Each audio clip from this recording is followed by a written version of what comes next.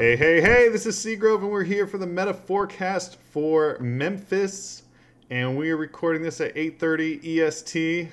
Welcome, boys. Let's go. Everybody introduce yourself. We'll go Connor, Xander, and then John, and then Rukan. Connor, go ahead. Hello, everyone. My name is Connor Finton. Hey, guys, it's Xander. Hey, it's John Kettler. Hey everyone, Rukan. Okay, Rukan, why don't you tell us? Well, okay, some of you guys may not know Rukan. He is a new player, and why don't you introduce yourself as in terms of a player, Rukan, and with your accomplishments?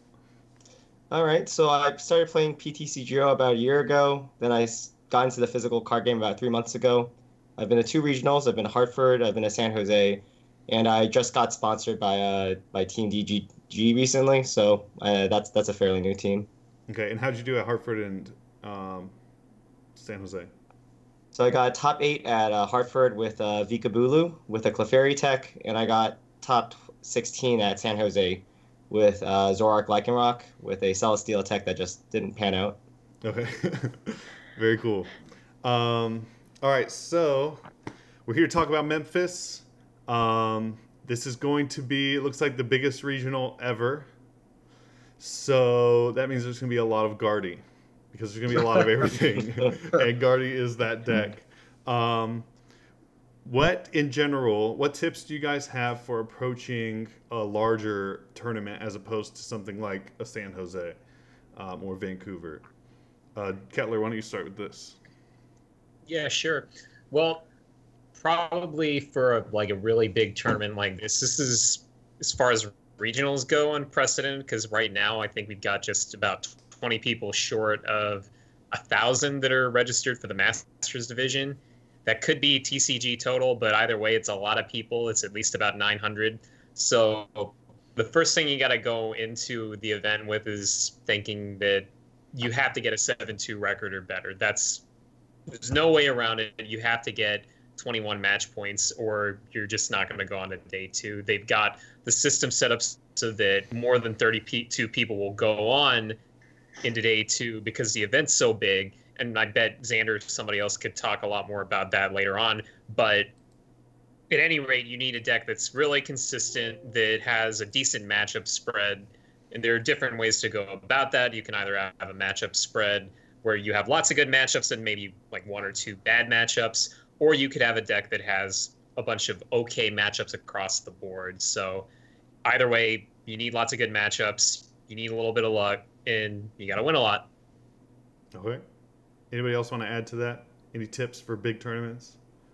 Well, I feel like at smaller regionals, sometimes you might say, okay, well, if I play this deck, it might be a little bit more difficult for me to make day 2. But if I make day 2, then I'll probably beat all the top decks, beat all these other players. I feel like that's a lot harder to do at one of these tournaments where, like John said, you have to go X2. You have to have a really good day 1 showing. Michael Premois and I were talking before Fort Wayne, and he was like, that's why he played Night Marches. He's like, okay, that's the deck that'll give me day 2 the most likely, and the only way that I'm doing well at this tournament is if I make day 2. So. Okay, cool. And then of course he ended up winning, so I guess it's a good strategy. Anybody else? Not really, no. Okay. I think the one thing I would emphasize from like John's point is that you really just need to play a consistent deck that you're comfortable with. Really just not trying to metagame, just go in there with something you're good at and then just play it well and better than other people. Okay, very cool.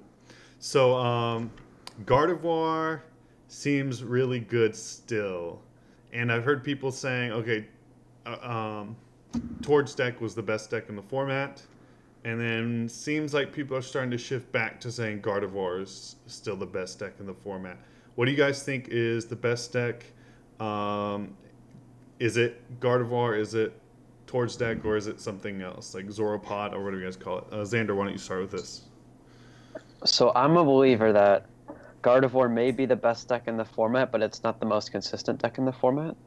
So comparing it to like Golisopod Zoroark or Volcanion, like its matchups are better across the board, but it really doesn't have that like consistency factor that a stage 1 or basic deck does. So it'll do really well when it hits its rare candies, gets the DCEs, the knockouts, but then it can also cripple itself sometimes. Like when I tested Golisopod Zoric versus Gardevoir, a lot of the matchups where I was winning as Golisopod were where I was just able to Guzma their Ralts and Curlia early on, and then the Octoria eventually. And then they never really to put on any pressure because they just never drew Rare Candy. Okay. Rukan, what are your thoughts? So I'm keeping an eye out for Buzzwole Lycanroc right now. I haven't really played the deck, so I don't honestly know what its matchups are, but it seems to be doing well. A few members on the team seem to be really hyped about it. Other than that, Zoroark Decidueye is pretty scary. I remember playing it at my first League Cup. I got like a perfect start with Bulu. Like turn 3, I had Vikavolt, Octillery, and I was just taking KOs every turn. And that deck was still one Feather Arrow from just winning the game from me. So it's crazy how quick that deck can clock anything else right now. Okay. Connor, what are you going to say? Yeah, so I was going to say pretty much what Xander said, that like Gardevoir is the deck that if it runs hot, it'll do the best, but it doesn't always run hot. When it comes to what Rukan was talking about with like the Decidueye, I feel like that's another deck that if it runs hot, it's very, very good. I think it runs hot even less often than Gardevoir does. So yeah. I think that Golisopod Zoroark, at least for me, it seems like the safest play just because of the consistency, especially if you're a good player and know what you're doing. Like, that deck has a lot. I think it has a pretty high skill cap. So there's a lot of decisions to make.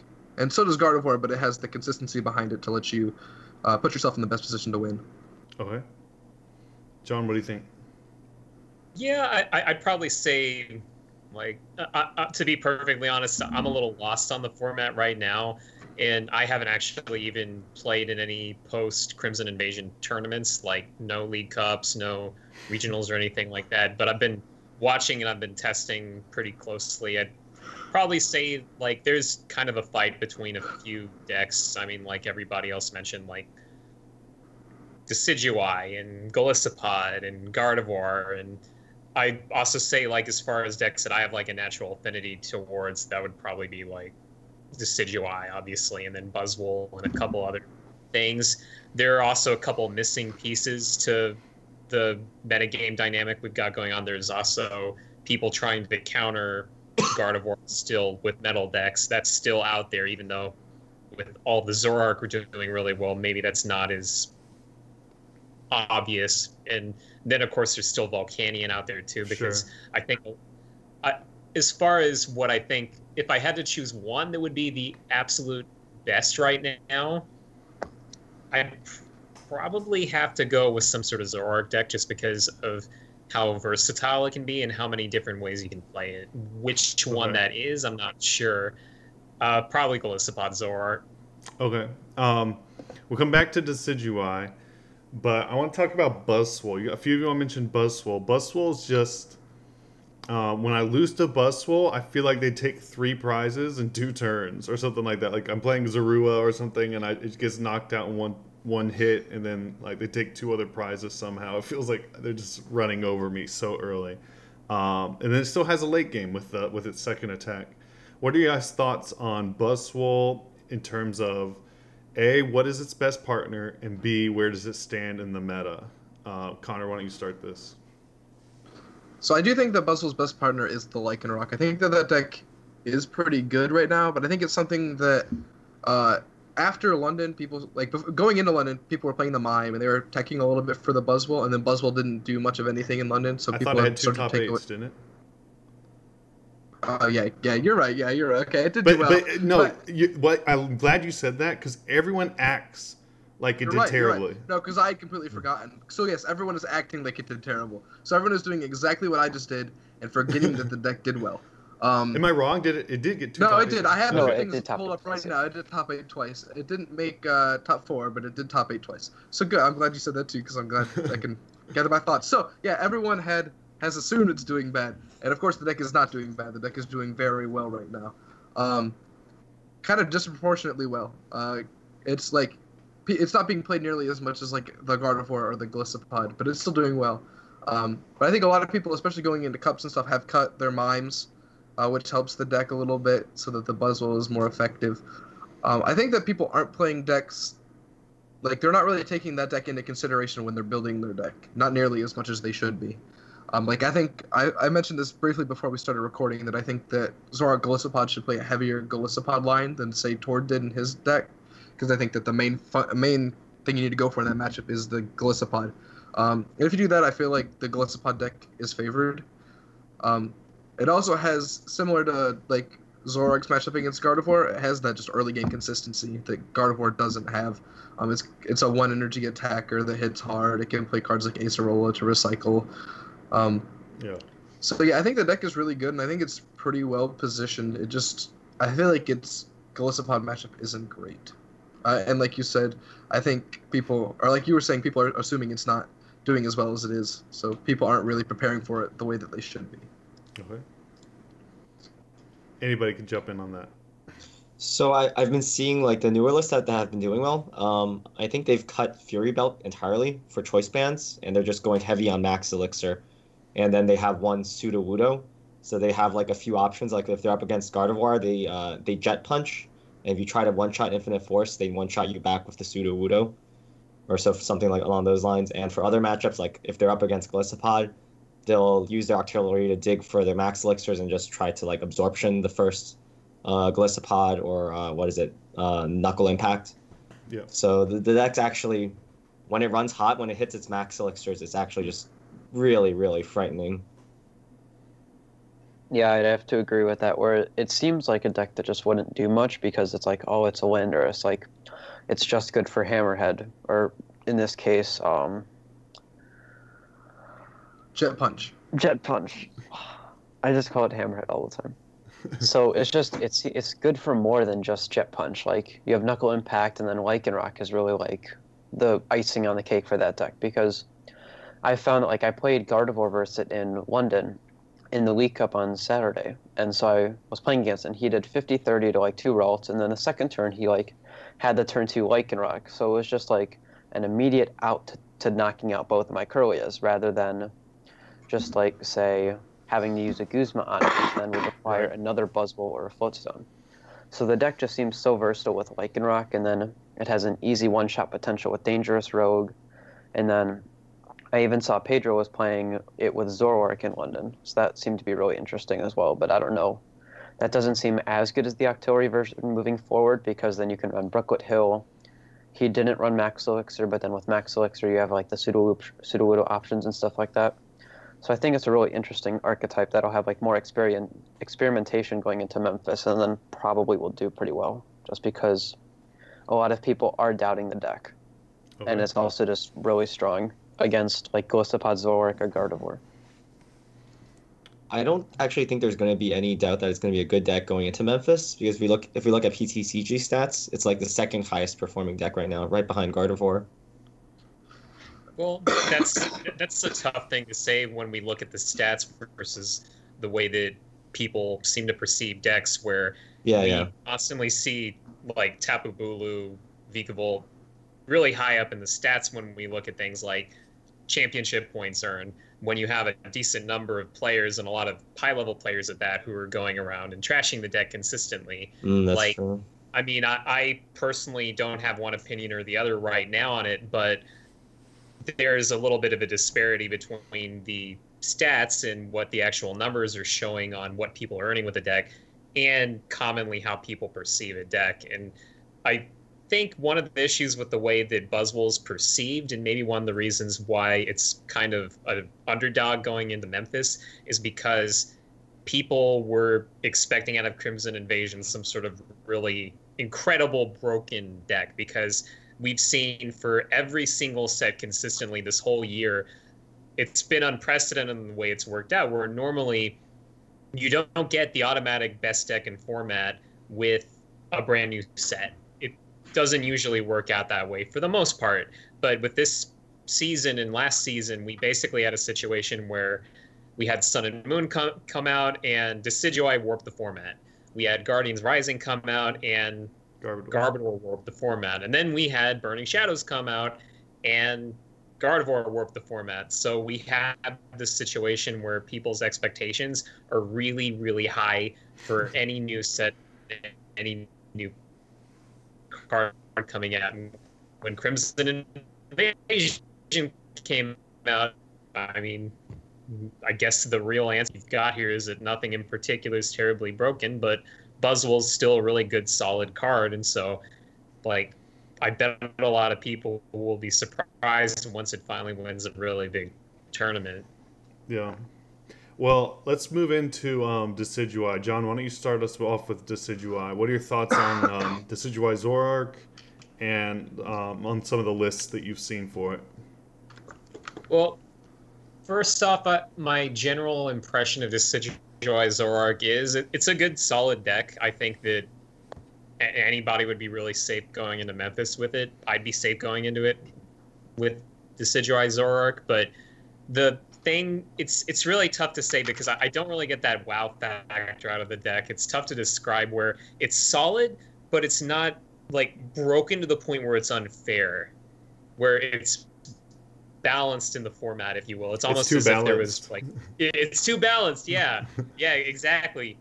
But it's a good deck. I think anybody would be safe with it. As far as the builds that I've seen, it seems like people have stayed pretty consistent in the way that they've played the deck. And there's what I'm beginning to get a little concerned about is it seems like there's a more uniform way to play the deck.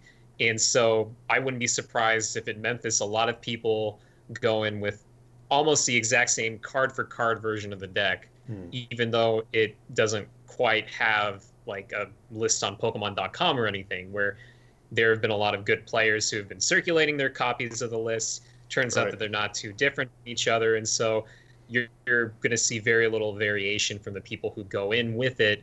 And so I don't know how much of the metagame it's going to be, but if you are going to go into the tournament with the Decidueye Zoroark list of your own, you might think about changing 2 or 3 really important cards just so that you have a little bit of an edge in the mirror match. Okay. Cool. Rukan, do you have anything to add to that? So typically when I prepare for a regional, I usually focus on one deck, and right now it's still been Bulu. So my main opinion on Zoroark Decidueye is that of all the most popular decks out there right now, it's the one that I really don't want to face as Bulu. Why is I'd that? like to ask, because you can't one-shot Decidueye, and they clock you really fast, and the Feather Arrows play around the Tapu Wilderness heal. So like, if you actually want to get a productive Tapu Wilderness off, you have to like have Choice Band and Guzma onto a Tapu Lele, assuming they actually played one, to actually get 2 prizes and a heal off, and then you might only be healing for like 40 damage from Feather Arrows. But yeah, that's basically it. Bulu doesn't have a lot of HP. It just takes you out really quickly. If you don't one-shot a Decidueye, a lot of the decks are running Max Potion, and hitting a Max Potion or 2 is usually enough to just win the game for them, because you just can't take prizes quickly enough unless you hit Guzma Choice Band every single turn after that Max Potion. Okay. Connor, Xander, anything you want to add? I'd say that I think it's definitely getting hyped after like Igor and Jimmy. They've been publicizing about it, posting about it all. They even made a YouTube video about it for Nicolena. So I think it's really interesting. Probably the second best, if not tied for as best of a Zoroark variant with Golisopod. But I don't know if it'll actually have like the consistency to win the tournament, just like we said earlier with Gardevoir, where it is a really strong deck when it sets up, but then it also just can crumble to itself. Like, it's another Stage 2 deck. Sure, it's not attacking with Decidueye, and it has Zoroark for good consistency, but Gardevoir has Octillery in comparison. It's like both of the decks are designed to set up, but they're not going to set up as perfectly as they need to win the game every time. Okay.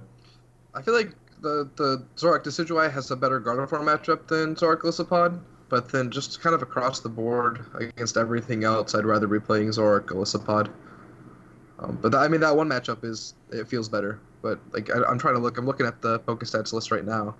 I'm not really seeing anything else that I'd strongly rather play the Decidueye over the Zoroark. Now that being said, Gardevoir is the most popular deck in format, so who knows? Mm-hmm.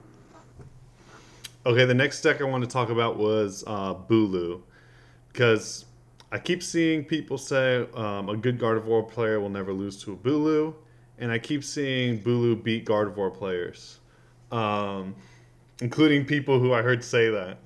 So, and in best of threes, when it wasn't dead drawing, it's just Blue seems to have answers for a lot of things. Obviously, Rukan, you're a big fan of Bulu, so why don't you start us off? So my impression is that Gardevoir just doesn't clock Bulu quickly enough because they need to get like 5 energy choice band to get a KO. Usually, I whenever I go into a Gardevoir matchup, I feel like I have a lot of breathing room.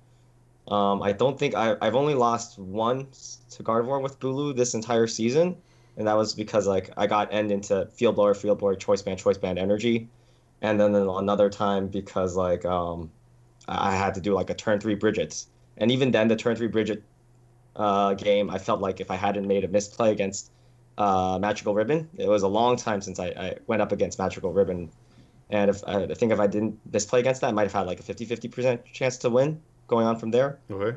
I think a lot of it is, well, at Hartford, a lot of it was knowing how to deal with Magical Ribbon, because Gardevoir has like 3 things that they can do. They can try to like plea you the next turn, right? They could like evolve a Gardevoir, Floatstone, Fairy Energy DC, so something crazy like that. Or a pretty popular one is they try to Guzma up, use a Gallade, take out your only Vikavolt, or they just try to build a big Gardevoir and try to sweep you. So you gotta weigh all 3 options, figure out which one's like the least worst for you. And if you can do that, you beat the Sylveon version. For the Max Potion version, as long as you're running like the Kukui build, they're just too slow, and the Max Potions are like almost dead cards in their entire deck list. I don't think I've ever lost to the Broken Gardevoir, not even like in a best of 3 so far. It's just horrendously flavored for Bulu. Flavored? Flavored, yeah. Bulu flavor is terrible. No, that's awesome. Are you playing Mew and Clefairy? No, because they don't do the trick against the Max Potion Gardevoir. I like them a lot against the Sylveon version because like you can copy their Klee, you can dump a bunch of energies on Mew and not be afraid of them Guzming up like an energized Bulu and taking 2 prizes. But with the Max Potion version out, I prefer the Kukui build with the Octilleries to actually help you draw into the Kukuis. Okay, very cool. Connor, go ahead. Yeah, so the Bulu deck is one that I feel like has part of the reason it's not being played as much is because it doesn't have a good recent list on Pokemon.com. The most recent one is Rukan's Connecticut list, which I feel is a little bit outdated now. Yeah. Just with the just with like the change in the format. So like I know I was going around trying to find a Bulu list to test because I felt like it was pretty well positioned for the meta right now, and I couldn't find a good one the other day. Rukan has one on Reddit. Does he? Yeah, there's actually something good on Reddit to grab right now. Wow. Get rid of the escape rope. Put it so at everyone rush to Reddit. Okay. You need to rush to Reddit and get Rukan's list. But yeah, I feel like it has pretty good. I feel like it has a good Glisspod Zoroark matchup. And I feel like I don't know if I agree that it beats Gardevoir. I feel like if it's like not. I would.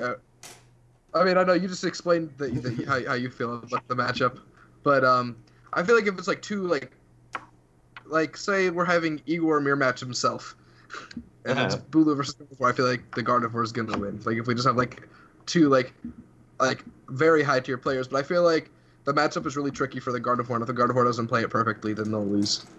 Okay. Personally, between like Gardevoir and Zoroark Glisspod, I would rather face the Gardevoir because it gives you the breathing room. It's naturally less consistent. Yeah. Whereas Zoroark Glisspod, it can just steal games because for sure. I mean, yeah, you might have some. You're not as inconsistent as Gardevoir is, but you might still have some of those same issues early. Yeah, Zoroark Glisspod is very, very consistent. I feel like the deck is more well positioned now than it was, say, a couple months ago. And so I think that it. Yeah. So just like a question. Sorry. I bet. I didn't know you're done. I'm done now. Oh, okay. Question to you, Rukan. What do you think that Glisspod Zoroark can steal games against you because they're able to like kill your Vikavolts, or do you just because they can like trade well? If you miss. So it's a combination of things. Yes, like if you brick and they start sniping your Grubbins, it can just be game over for you.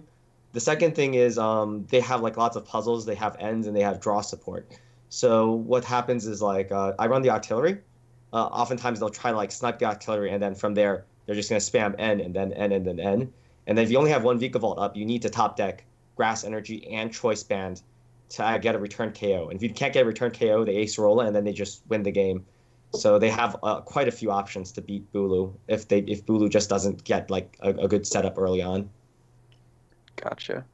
That's what I was confused about on the matchup, because like it seems like it would be so favored just because of 210 HP, like for Choice Band, automatically, bam, good matchup. But then again, just like I keep coming back to like the inconsistencies of a stage 2 deck. Like it's not inconsistent where it'll like fail, it'll destroy itself, but then it's like not gonna repetitively do it over and over again, like each round, or it might fail itself and be frail in one game of a best of 3 and then naturally lose the other because the other person draws too hot or whatever.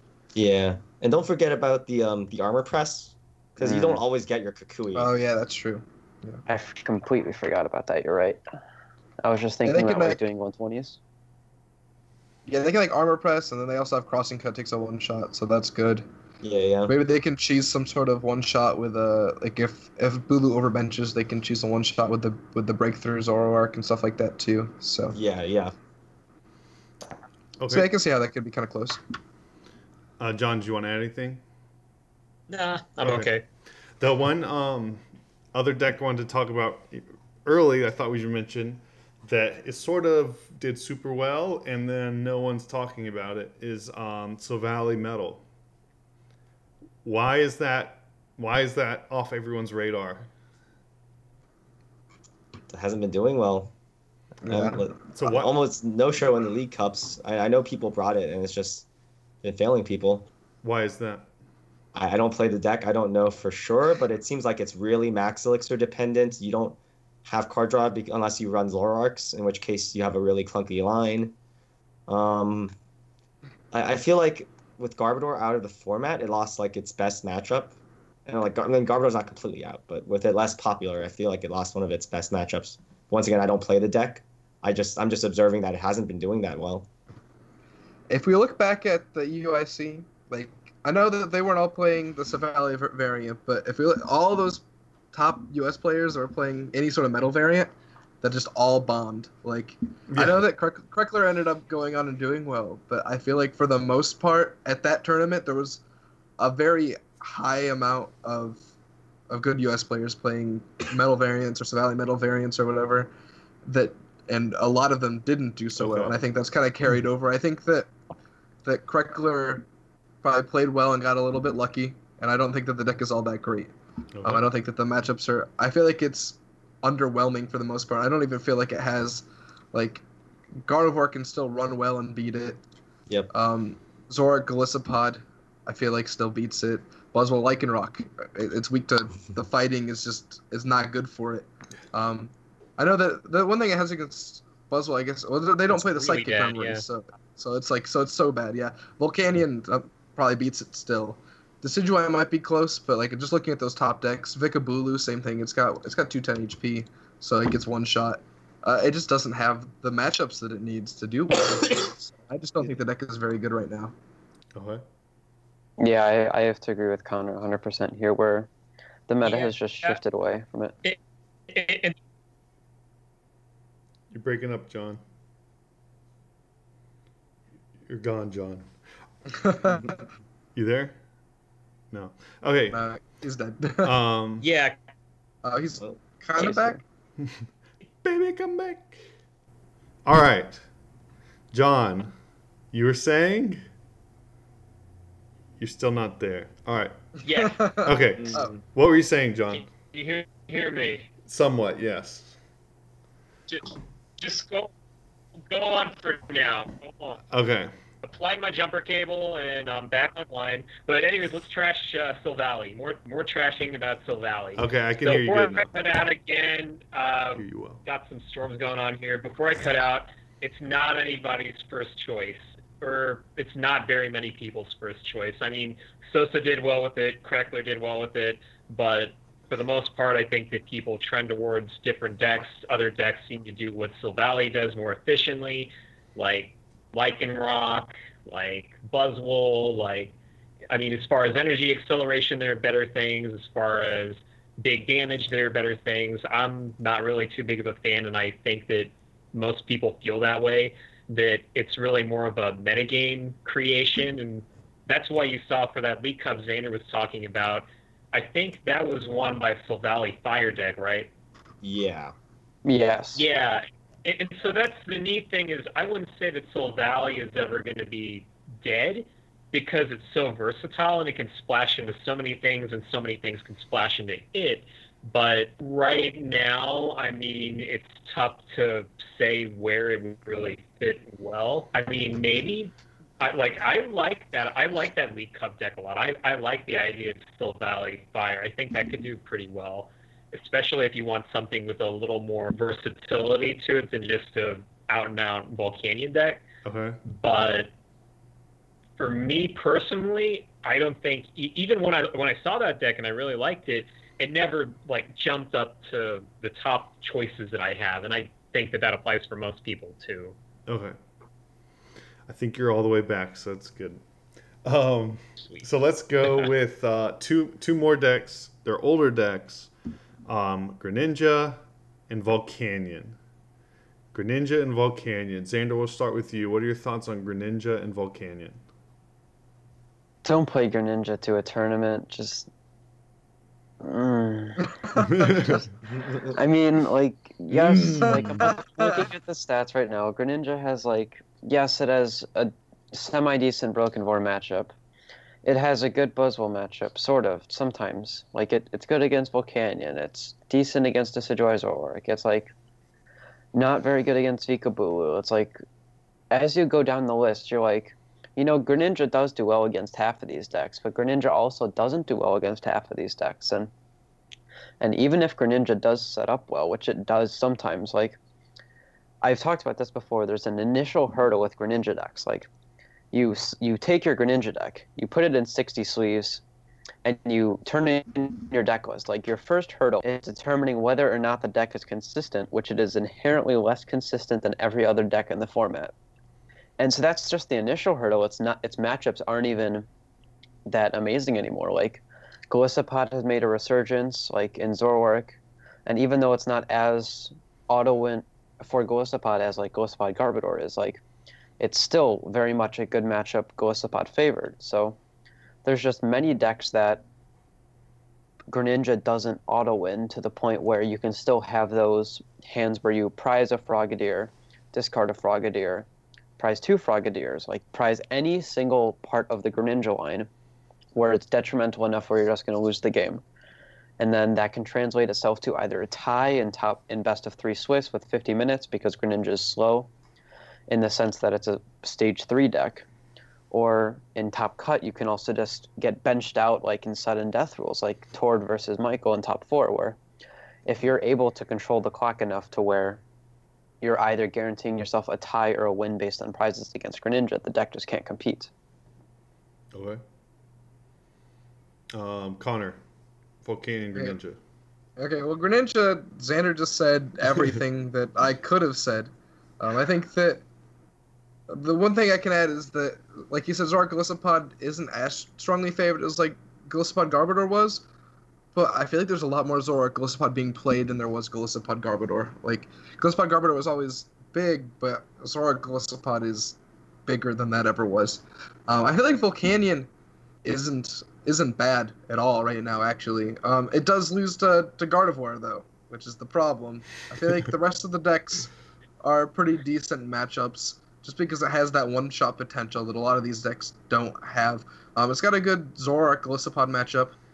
In fact, I played this last weekend. I played at a cup and played Zoroark Golisopod, but I added in a 2-1 Alolan Muck specifically for that matchup, and it did actually swing the one Volcanion I played against was a Medali, and it swung the matchup into my favor. So that was cool.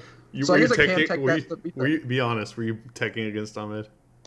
No, I was sitting down. I was about to turn in my deck list, and then Austin Vance and Kyle Warden and Noah Sawyer were all going to play it, and then Ahmed was going to play it, and Ryan Allred was going to play it.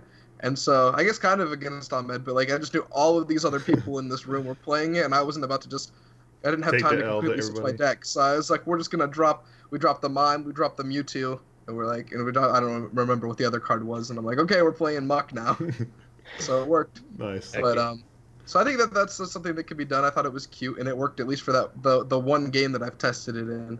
But I think 100%. Normally it has a good Zorak Gliscod matchup.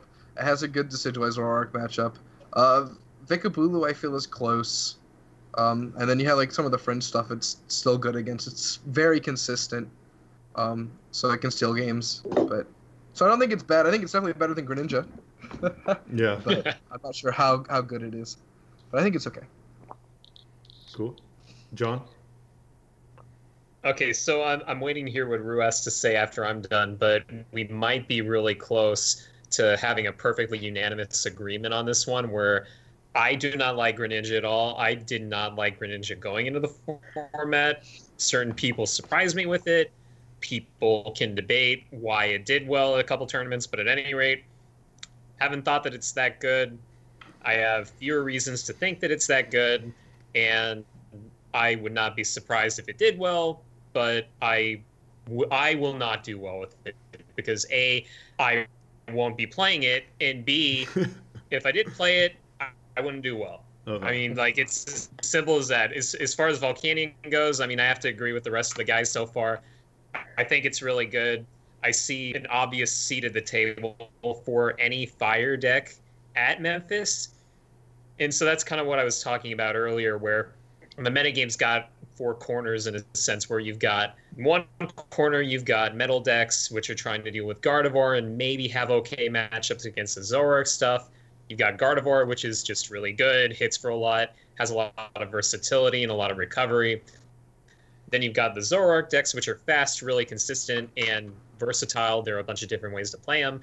And then you've got, over here, you've got the Volcanion decks, which don't really do that well against the Gardevoir, but they put up a very impressive showing against these decks over here, the metal decks and the Zoroark decks. So there's definitely a place for it. I would totally understand if a lot of people end up using it in Memphis.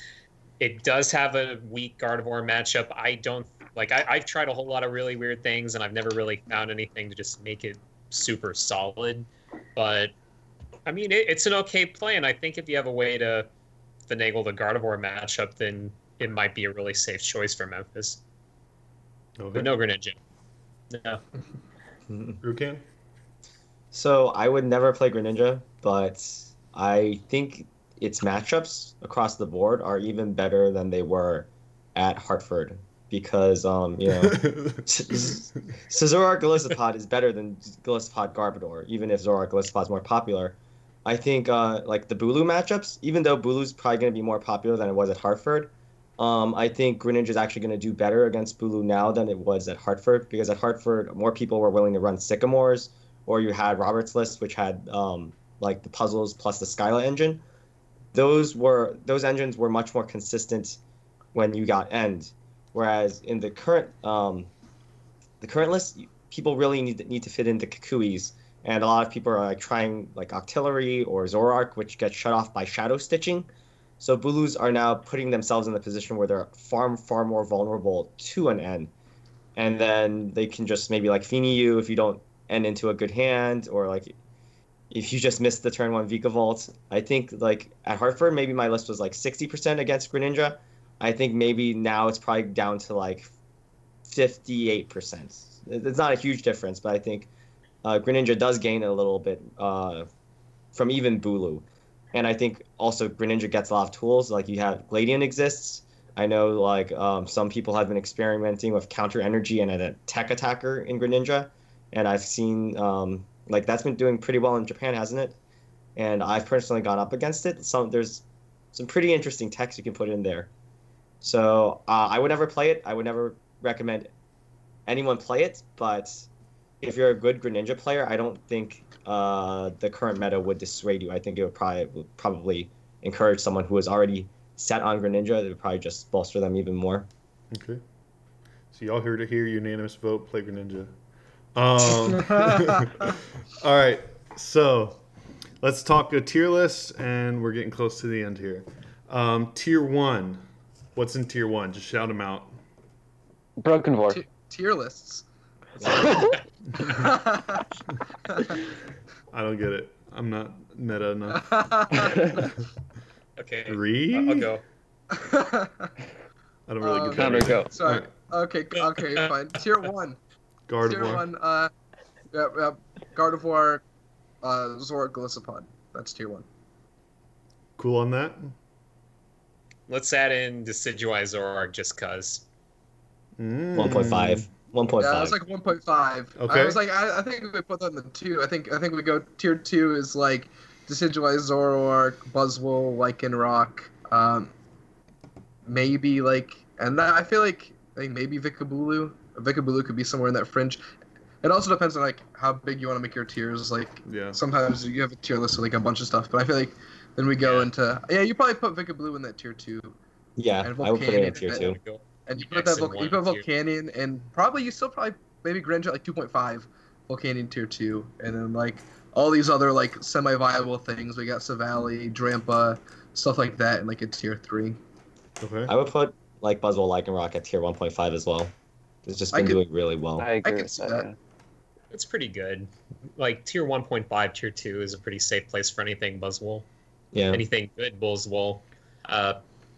Metal stuff, I mean, I was just talking about metal stuff having a seat at the table, but now that I think about it, it's probably a little bit lower just due to its inherent issues with certain decks. So certain good metal decks, like some of the Registeel Rogue stuff you might have seen, maybe Metagross, like fall from anywhere from like tier 2 to tier 2.5.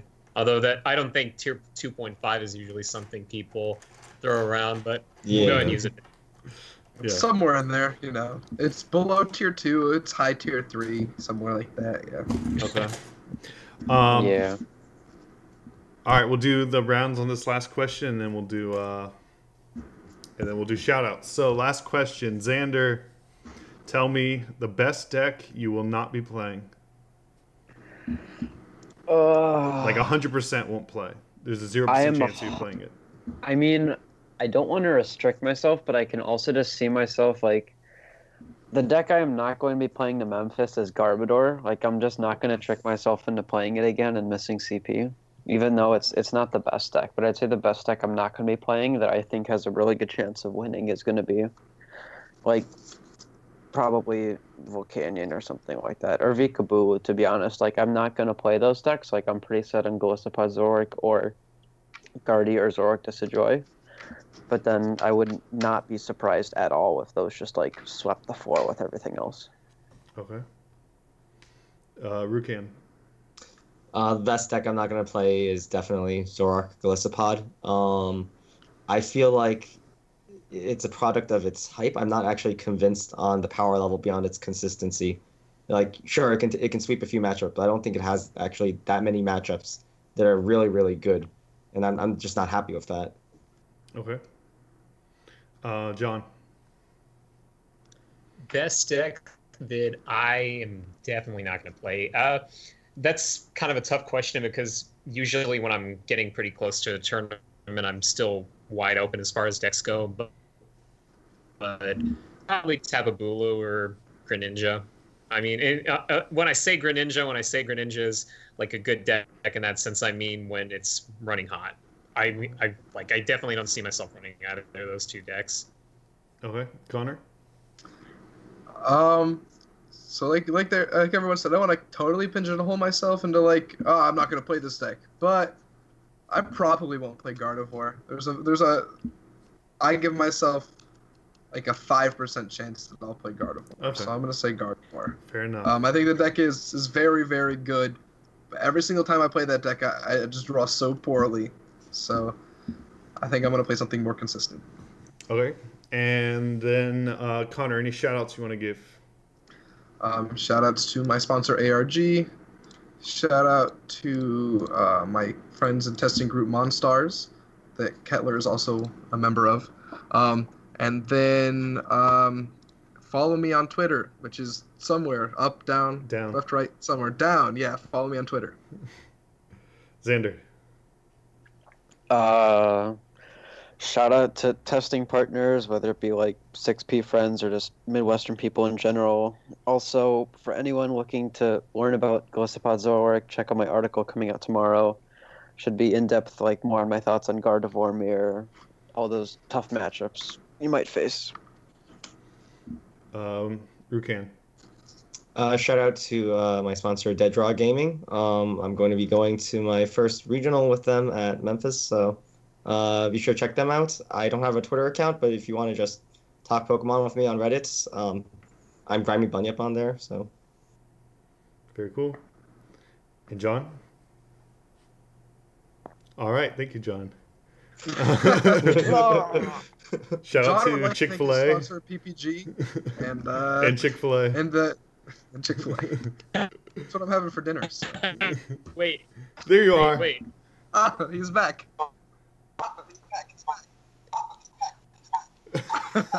Oh no! Just a second. I gotta cancel on. It's so All right. good. All right. Now. Yeah. Yeah. Okay. Yeah. I had to turn off my laptop because I'm losing my internet, but I've got my phone and I've got LTD, so that's good. But anyway, shout outs to my sponsor, ProPlay Games. Shout out to the Monstars, which Connor is a senior member of. I am a lowly freshman. Okay. And shout outs to minimally functioning internet connections. I thought you were sponsored by Chick-fil-A. Oh, well, you got to keep on shooting for the stars, man. You got to. What is that? Shoot for the moon. Yeah, All right. I've got my sayings wrong, but yeah, one of those days I'll get that Chick-fil-A sponsorship. All right, man. Thanks, guys. And for myself, shout out to Flipside, and I'll just stop it there. Thanks for watching.